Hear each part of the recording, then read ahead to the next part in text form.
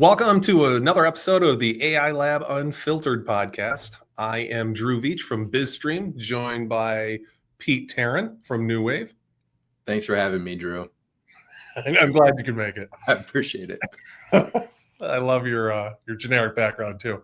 We'll work on that. You told me the background was fine. It's okay. So I want to open up by saying that I know we're in a more of a remote location than what we typically do, but we still use think tank thought leadership for our production. They help us with all of the editing. They help us with all of the post-production, all the graphics. They help us with all the socials. They help us with a release schedule and publishing. And that's a big one because when you go to Apple, when you go to Spotify, when you go to YouTube, that's where you're finding us. That is what they have been really great at, is being able to hit all the different channels and make sure that our podcast gets to you. So love it. We would love it if you'd like and subscribe and leave us a comment of what you hear. Tell us about how you're using AI in a unique way. Reach out to us. We love to have these stories and we love talking about AI. And today we've got a fantastic guest, Mr. Jonathan J. Tower from Trailhead Technologies. How you doing, sir? Hey, good guys. Thanks for having me. Thanks for coming on. So when we and I've known you for a long time, Jay. You're in the business of web development, solution software, same as us, and same as a lot of people listening. And we talked about a specific topic that you actually brought up: AI's impact on the future of software development, which I know a lot of us are looking at. How does it enhance us? What's it going to replace? What's it going to streamline? What's it going to make better? And the big question that you posed is, will human software developers go away? So I want to kind of dive into that and get your take on, what do you think about that? What are you seeing from an owner? You own a business, you're running, you got multiple people. What does that look like in your world? Yep.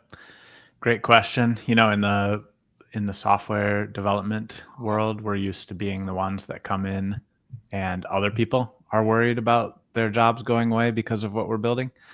So I guess it's only fair that it's our turn to worry about the future. Great way to put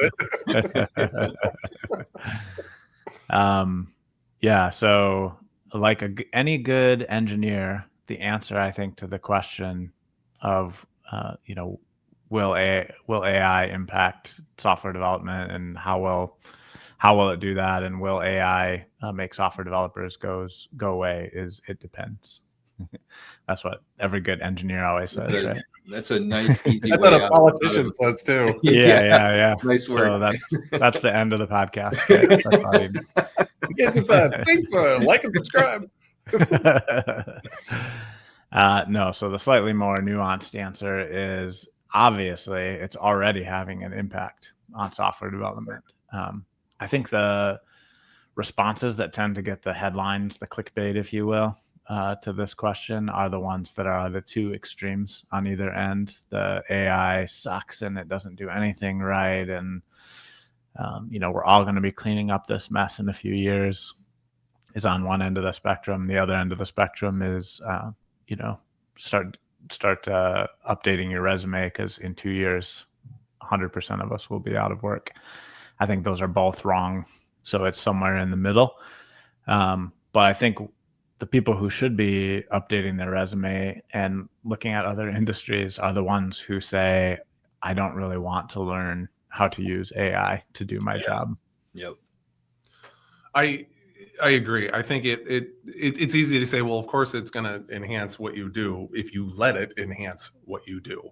Mm-hmm. I have a couple of friends over the years, when AI, obviously AI has been around for decades, but when AI became kind of real popular and a heavier topic the past 2-3 years, I have had some friends that are writers and they're going, it's going to replace my job. And I said, you got to flip that narrative and say, you know how well, and this is a few years ago, as a content writer, you know how well ChatGPT even then could write content for you.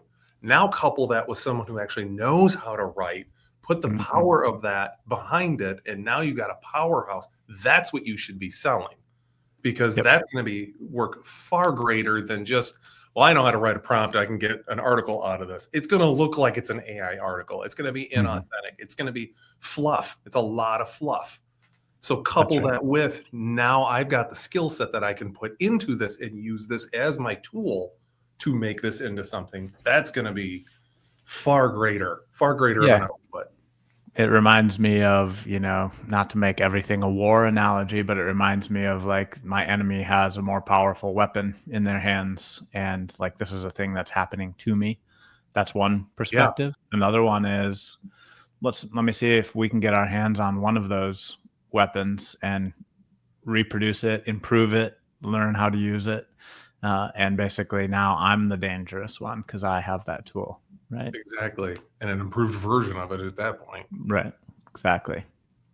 So where are you seeing, when you work with clients and you work with your team, obviously I know you have implemented AI technologies in the background that your team uses to enhance what they're doing, to help write code, to help build some of this out. How does that translate down into working with a client in their perspective of it? Do they know you're using AI? Do they care if you're using AI? Yeah, there's a whole spectrum. There's some clients that maybe in 5 or 10 years they'll be like, "Hey, what's going on with you guys in AI?" And there's ones that have been asking from the very beginning, and everybody in between. And for anyone, I think it's possible that there would be very little that they would see. Just like they're not watching over our shoulders while in the past while we were typing in code, right? They're not watching over our shoulders while we're generating code. But the smart ones are asking questions about like, hey, like are our algorithms going to be in AIs, used to train future AIs? We sure hope not. Is our data exposed in any way? Right. Those are the smart ones right now, are asking those questions, and we have very well thought out processes that answer all of those questions in the best possible way right now. Which is obviously we are using AI to improve our efficiency. Just like I would not type with my eyes closed code in the past, like I'm not, typing with my eyes, quote unquote, closed to AI right now. And so we're trying to use it to help improve our efficiency, which basically means that for their dollar, they're getting more and higher quality things than they were getting in the past even. And they're getting them faster in too, right? Like the turnaround time, the ability to mock up an MVP very quickly to, help solidify an idea that a client might have. Like those are all improvements that come from this rapid prototyping, right? Yes, that's like right. There's so many positives that come from this. I'm sure you guys on this podcast have talked a lot about kind of the problem of the size of context when it comes to AI. And so because of that, and I can go into more detail on that if you think it would be helpful for your listener, but because of that issue, AI is really good at what we call greenfield, like new from scratch projects. And it struggles a bit more with very large existing applications, or what we call brownfield in the industry. Yeah, I think that's worth diving into a little bit more, because it is, and I don't even fully understand it. I've tried to learn a little bit more about how the AI pays attention to only certain parts of that really large context, and how that can skew your results. So I'd love to, if you could expand on that a little bit more. Sure. It's just kind of an interesting side effect of the way that large language models work, that there is a limit to the amount of context that they can kind of hold at any time. And of course, that limit's going up, and it's going up fast. But what's also kind of interesting is if you're kind of more of this on the scientific side of this, the computer science side of it, you can kind of crunch the numbers, and there's diminishing returns. The curve goes like this, not like this. So as you add more context, it does not necessarily improve as much as it did last time you, say, doubled the context. So obviously, when we're talking about context in the case of software, we're talking about specs and we're talking about existing code, designs, like all these things could kind of be used as context for an LLM generating more code. And part of how they work really well, if you've ever played with any of them, Claude or GitHub Copilot or these types of things, part of how they kind of solve this problem is they try to do two things. They try to limit what they're looking at. So every time you ask GitHub Copilot a question about your code, you'll see it kind of it'll list boom, boom, boom, boom, all of the files that it's looking at in your code. So I think the first thing it's doing is basically looking at the structure of your code and deciding which things to zero in on as context.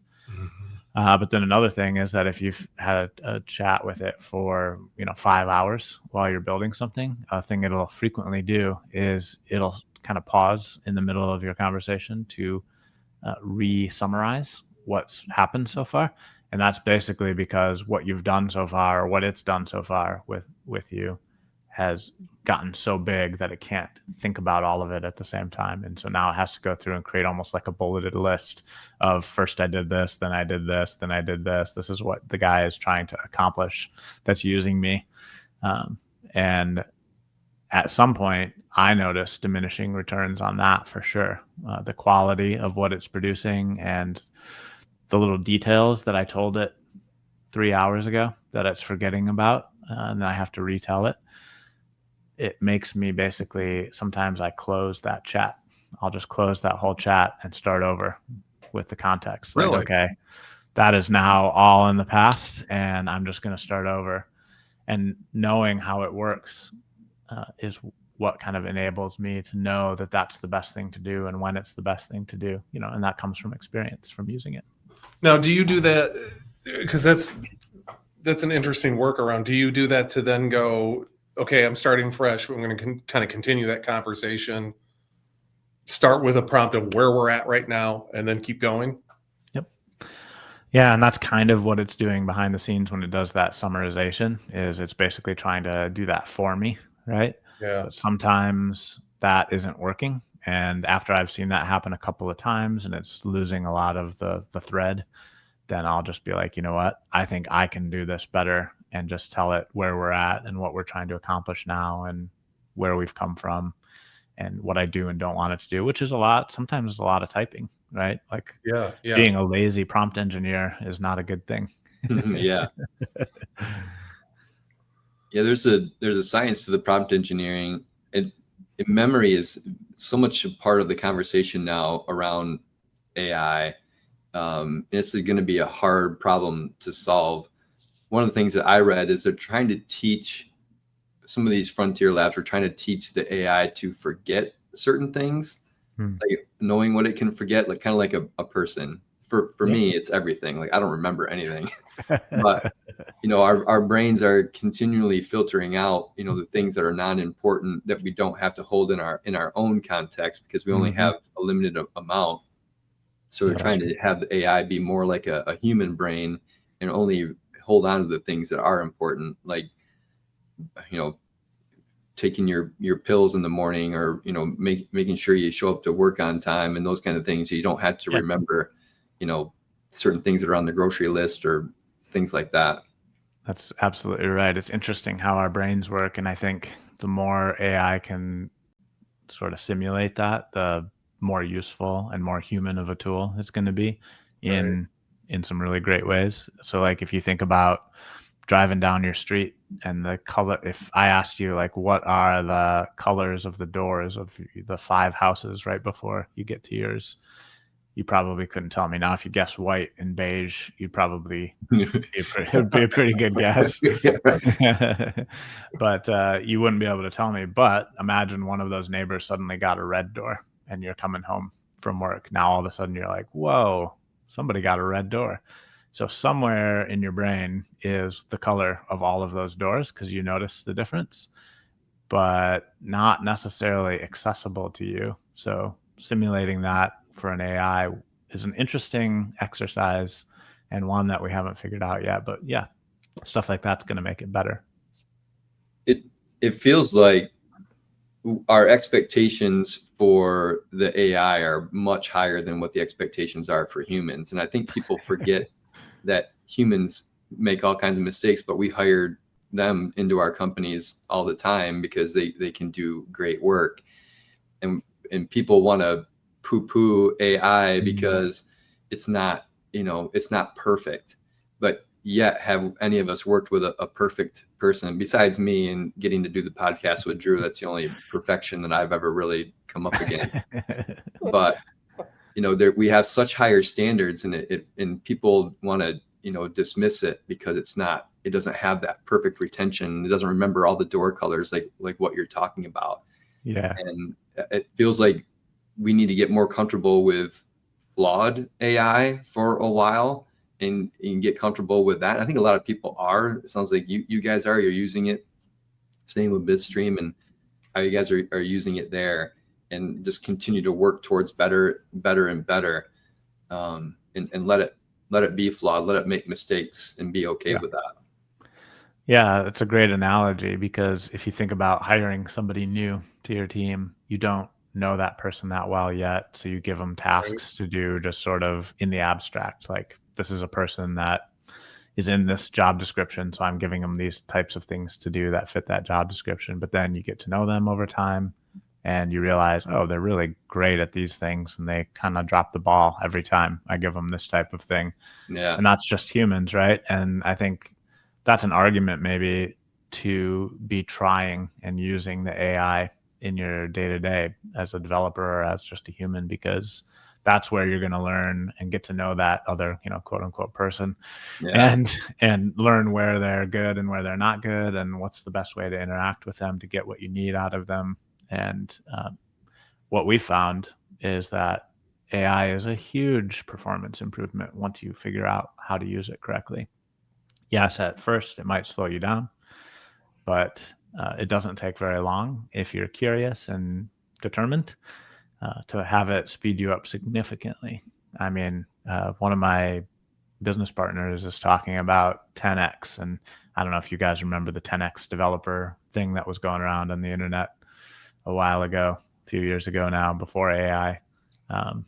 So I think it's funny that he happened to pick 10 because of that meme. But yeah, it's true that before AI, there was a range of developers who were probably an order of magnitude better than others in the same community. And now, if you think about it, even those ones that maybe were only a 2x developer before, or a 1.3x developer or something, or like me, a 0.6 developer, now they've got this tool that's going to basically help them, speed up and elevate if they're curious enough to try it out. So with your team and introduction of some of these tools and what AI can do to enhance development, how receptive were they to adopting those tool sets? Because I know from our experience and from talking with other shops, a lot of them are, I don't want it to replace me, so I'm not going to use it. Versus, and that was early thinking. I think we're past that now. Not just internally here, but just as a human race, with how much AI's evolved and less hallucinations, and it is more accurate now. Even though we just talked about the flaws that come with it, but it's far better than what it was 6 months ago. Even, how has your team responded to, here's the new tool sets that we should investigate and try? Yeah, a lot of very human reactions to it. So we've definitely, especially early on, we had a handful of people who were, I don't want to say scared of it, but like intimidated by it or something. Sure. We still have people today who are more interested and curious, and we have people who are less than those other excited people. And so you got this whole range, and trying to figure out how do you correctly motivate all of those people. And so we've incorporated some things, like we have a weekly all hands meeting that we do on brand. We call it Campfire, right? Because we're Trailhead. Nice. And at that meeting, we've added like an AI corner. And the idea is basically like there's always some sort of technical sharing that happens at those all hands meetings. But we felt like AI was such an important major foundation shift in our industry that it couldn't just be a every couple months somebody happens to pick AI as their topic that they want to talk about. We need to be talking about this every week. Yeah. And basically what happens is it's probably 2 minutes, 3 minutes. So it's like really quick, but it's always somebody just saying, look what I figured out. Like I used this prompt and I got a much better result, or I took this data that I got out of a system that was generated, and then I basically asked an LLM to look at the code and compare the data that came out of it and tell me if there was anything that was red flagged that maybe was like an edge case that we hadn't tested carefully for, or something like that. And so someone will just basically explain those scenarios and give like a super, super quick demo, but it's like a drip, it's a constant drip. Use AI, look what AI can do, look how much better my life is because of AI. And our hope is that kind of raises the level for everybody wherever they're at. And I think it's twofold. I think you do have some people that are intimidated by it, and people that are going, well, I don't want to use it. I don't trust it. And then you also have if you keep talking about it and you keep bringing up different use cases, and that's literally why we have this entire podcast, is because Pete and I use it a certain way. You use it a certain way. I mean, even simple stuff like ChatGPT, we all use it in completely different ways, and talking about that and understanding, I never thought I could use it that way. Right. Now that just opens up even more for me. That opens up more solutions I can build through it, and more ideas just makes it a more powerful tool for me. That's and right. I think having that inside your company, regardless if you're a development shop or not, how can we use AI tools? What AI tools exist out there? We just talked about this on one of the other podcasts as well, where Pete even said, just kind of opens up that aperture of what's available out there. Might not mean we have to jump off and start using that tool or building something in there, but at least we know it's out there, and at least it just widens out what solutions are available and changes that mindset internally of where possibilities could even be to even start thinking about it. That's I think what everybody should be doing is exposing themselves as much as possible to it through podcasts like this one, and through hands-on. Like that's always the best way to learn, right? But I'm glad you clarified and talked about the podcast versus just exposing yourself. Yes. Please don't take that quote out of context. Yeah, we'll go ahead and that. We'll clip that out, and that'll that's going to be one of our YouTube shorts. Yeah. Everyone should be exposing themselves and then cut. According to Jay Tower at Trailhead, you can find that. Those conversations are with other people that are using it is great, because that's where you're like, oh, I hadn't thought of using it that way. And that's kind of the idea in our all hands meeting that we're looking for, is how are other people using this, and what can that inspire in other people? Right. So let me flip the coin and say, what have you seen? And I know you're a Microsoft MVP as well, so you're privy to a lot more exposure to what's available out there. What shortcomings have you seen that are being hyped right now that you're going, yeah, that's just not here? Not just with Microsoft. I'm talking just in general with AI tools that they're being oversold, or they're being just what's the word I'm looking for? Just over hyped or something. Yeah, overhyped, and it's just not there. Yeah, I was probably now 2 years ago, I was at a logistics conference, and I think every single vendor that was there, and this was 2 years ago, had AI in their name at a logistics conference, right? Where sometimes it's just, how many miles is it from point A to point B, and how much gas is that, and how full is the truck, and so on, right? Like, do you need AI for some of those things? Yeah, probably. But is every single software vendor using AI? I don't know. Algorithms, I bet a lot of algorithms there masquerading as AI. So there's that. There's the extreme side that basically says AI is going to, take every job. So I certainly heard buzz from some organizations, and you've probably read the news stories too, about these organizations that are looking to replace huge swaths of software developers with AI. without digging into it, it's hard to say, but almost certainly, at least from those headlines, it sounds like they're thinking about it wrong. Yeah. As opposed to how could we get much more done? And then maybe 5 or 10 years from now, let's look at how we can get, if we're successfully getting more done, then okay, maybe we need fewer people running the AIs that are getting that stuff done. And I know a lot of those, I know exactly what articles you're talking about. And I know a lot of those companies were over bloated with staff as it was, and it has nothing to do with AI. It's more of we're kind of right sizing it because we had too many employees for the products that we're kicking out. So, we're going to call it AI replaced all these people. Yeah. I think especially for public companies, there's this thing that happens where anything that happens in the macro economy that you can blame on that thing is a great excuse to cut the extra people off the bottom of the organization without Wall Street and whatever getting all scared about it. And then going back to kind of products that are overhyped, I remember years ago too when it's probably 3-4 years ago when AI, that term where everybody was using it. Like, it's a buzzword now, but it was even more buzzword back then because there was nothing behind it, not much behind it at that point that most people were using. And there was a dryer, a washer and dryer set that came out. And the dryer had a AI powered sensor to tell when your clothes were wet and when they were completely dry. It's all AI powered.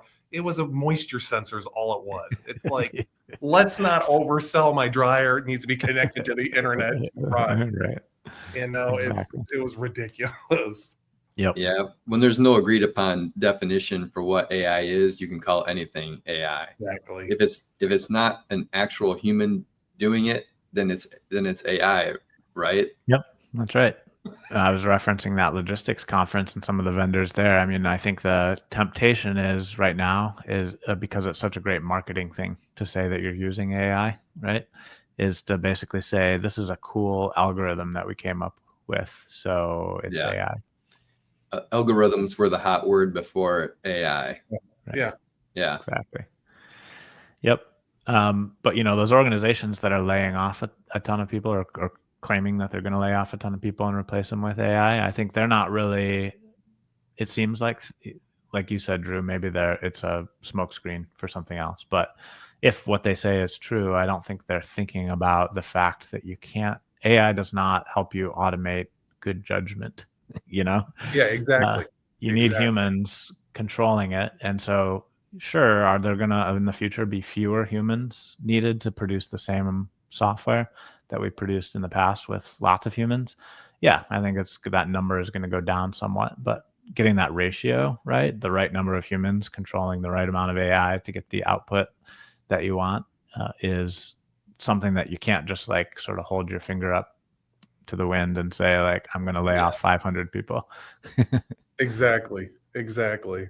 So when you internally, and I'm not trying to get to like what your secret sauce is or secret process or anything like that, obviously. But when a client comes to you with, I'm looking for you to build X, Y, and Z. When you look at it, I got to imagine you're looking at it from a business needs viewpoint first, like that strategy first, because AI is just the tool that goes into it. Yep. But where is that intersection when you go, okay, now AI is going to be the right fit for it, and here's how we're going to build it? Like, what does that kind of mindset process look like? Yeah, great question. So AI right now, I would say, is kind of a ride along through the whole process. So even in those first meetings now, we're inviting AI note takers into those meetings, right? Because even the most attentive, well caffeinated human isn't going to consistently take notes for 8 hours straight of requirements gathering conversations as an AI is going to just relentlessly take notes. Now, sometimes it summarizes things a little wrong, but you can, work around that and figure out. So you got to still pair it with a human, right? Somebody's got to go back and read those things and say, is this correct? Summary of what we talked about. But it's a better memory than I would have if I just had an 8 hours of conversation and didn't take notes, for sure. Right. Yeah. Then those notes obviously feed into AIs in our process down the line. So summarize these for me. Tell me, what, I'm concerned about this particular technical aspect or challenging feature to build. From the notes, tell me what I should be paying special attention to in the notes when I'm thinking about this feature. And it might point out things that you kind of forgot about, like, oh, they said this other thing over here, and that means that we need to actually make sure that this takes, some sort of special security into account in this feature that we wouldn't have even thought of.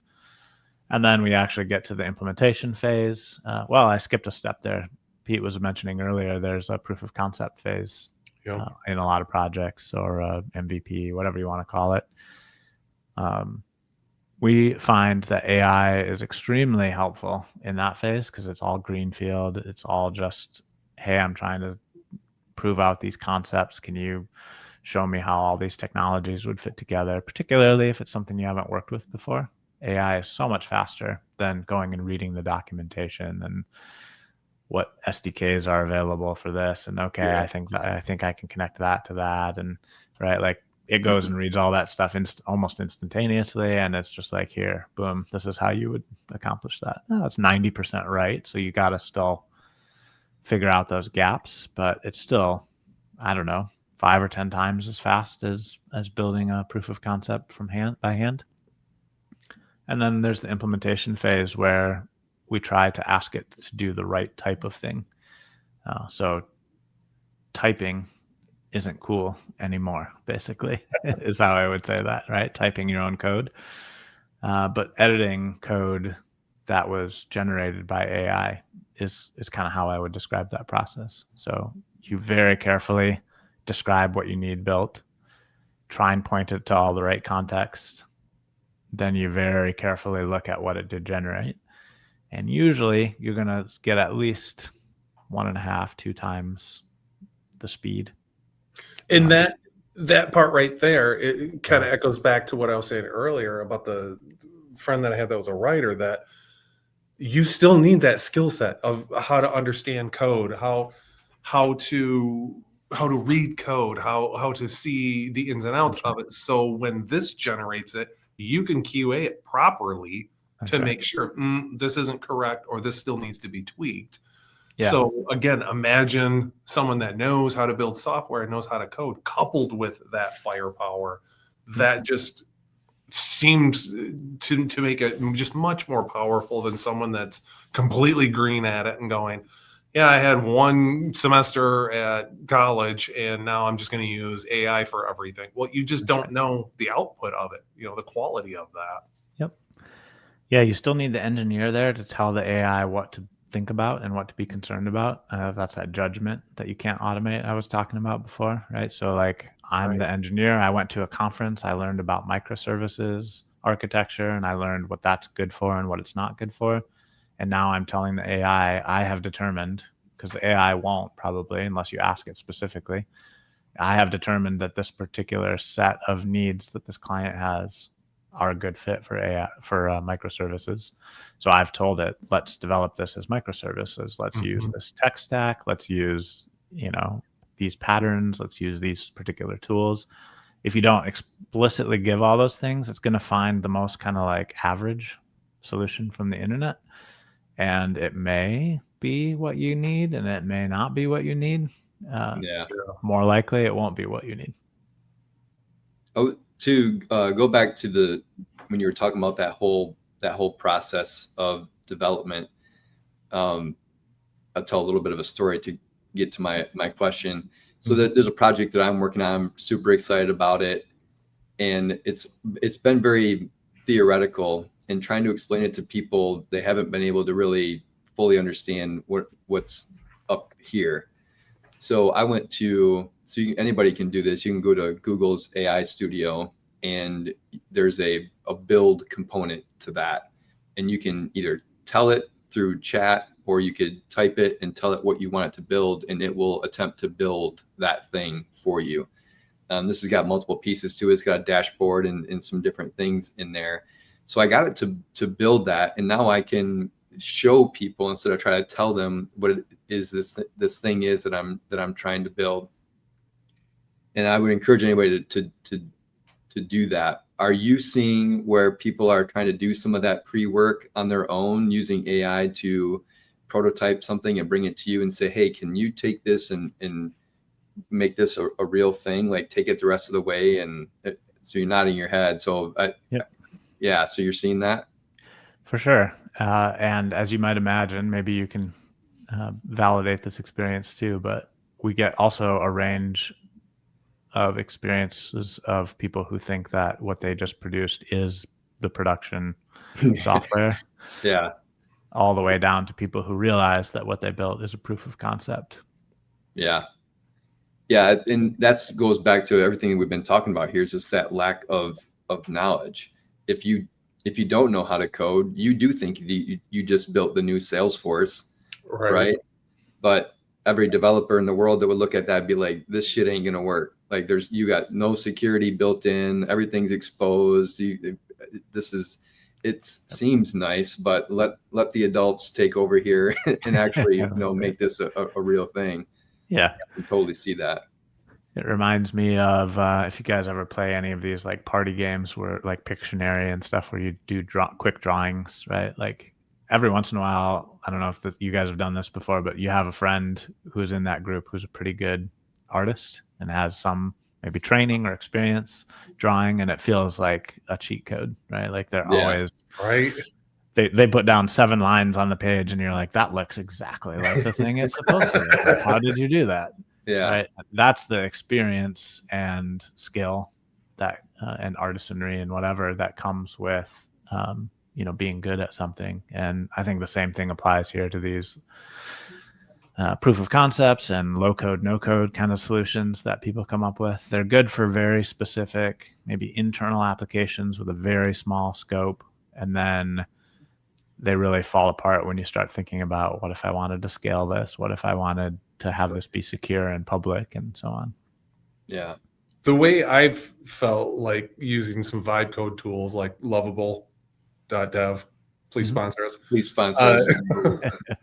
I was, and I really enjoyed it. I really enjoyed it because I do not have a developer background. I do not have a clue how to read code as far as like an engineering type level. And just being able to work through that and build via prompt, it gets, like you said, it does a decent job of proof of concept or an MVP or a very small, light, simple app. It'll get you 85% of the way there very quickly. It's that other 15% is where that is the I don't want to say deal breaker, but that's where the rubber hits the road for you really need to know your stuff. You really need to know how to expand this out because it takes way more time on that 15% than it does that 85. 2 prompts, you can have 85% of the way there. Now you're going to put in an enormous amount of work to try and get that last 15%, those details in the other end of it. That's right. Yeah, for very contained problems with a small scope, I think stuff like that is really great. And it, since the beginning of my career, so even in the 90s, there was people talking about tools that were going to basically make citizen developers. I don't know if you guys are old enough to remember 4GLs, 4th generation languages is what it stood for. And it was supposed to be this like people will just describe what they need and the applications will just write themselves. Yeah. And there's been just, one technology after another that I've seen in my career that's been that. And right now, low code and AI are the combination of things that are claiming that. And it's never been easier to do a proof of concept and create a small utility that's really useful for internal use and all of those types of things. But there's also this meme out there, which maybe you've seen, that I think is also apt, which is now with AI, one developer can create the tech debt of 40 developers. There's also that, right? So like if you don't know what you're doing and you have maybe your vision is set a little bit too high and you're like, I'm going to create the next, Drew, you said Salesforce, whatever it is, the next SaaS thing that everybody's going to want to use. That's probably a little ambitious for a tool like that. Right. So looking forward, before we wrap this up, I want to ask you from your perspective and everything you've seen, everything you've tried, where do you think this is going to go? Like, if you could look in the crystal ball, look into it and say, in the next year, this is where we're going to, in the next 3 weeks, this is where we're going to be, just how fast this stuff changes. Where do you see this going in the future for web development? Yeah. Great question. I think the general arrow of things is that people who are using AI will be the useful developers, the productive developers. People who don't, there's going to be less and less need for them. I think the people on the other end of that spectrum who say this is all going to, we're all going to need to just, be able to just paint pictures and we don't need to work a couple of years from now because AI is going to be doing everything for us. I think they're also kind of extreme in the sense that what I've seen over my career is that while technology develops really quickly, human organizations evolve really slowly. Yeah. Right. So believe it or not, there are still organizations that are getting rid of mainframe code and moving it to web applications, right? Like here we are, how many decades, 3 or 4 decades into modern software development, and that stuff is still happening. So there will be people who don't use AI, who are maybe in the first quarter of their career right now and won't use AI all the way until they retire. Those people exist, I think, and some of them will keep a development job that whole time. Now, there won't be nearly as many of those jobs 5 years from now as there are today. So if you don't want to be fighting for those jobs, or let's be honest, those are going to be the jobs that are at the least desirable companies with probably pretty middling to low pay, right? So if you don't want to be fighting for the scraps like that, you should be upskilling on AI, making sure that you're staying relevant, making sure you know how to use the tools to make sure that you compete more evenly with the people who are out there using it. That's good advice. I agree. That is good advice. So, Jay, I appreciate you being on. I've been wanting to get you on this for a long time. And I know we've done other events together. You've been panelist in speaking from a ton of different events that we've been at and been in the same circles for years. So I really appreciate you being on here and giving us your advice. Tell our visitors, tell our viewers where they can find you. Sure. So I'm on all the social medias as Jonathan, and then in quotes, J Tower. I'm also J Tower at trailheadtechnology.com if people want to contact me. Find out more about what we do at Trailhead at trailheadtechnology.com. And we're also on all the socials. Awesome. I appreciate it, man. Thanks for being on. And we look forward to seeing what you're building in the future. Yeah, it was a fun conversation. Thanks for having me. Yeah, thank you.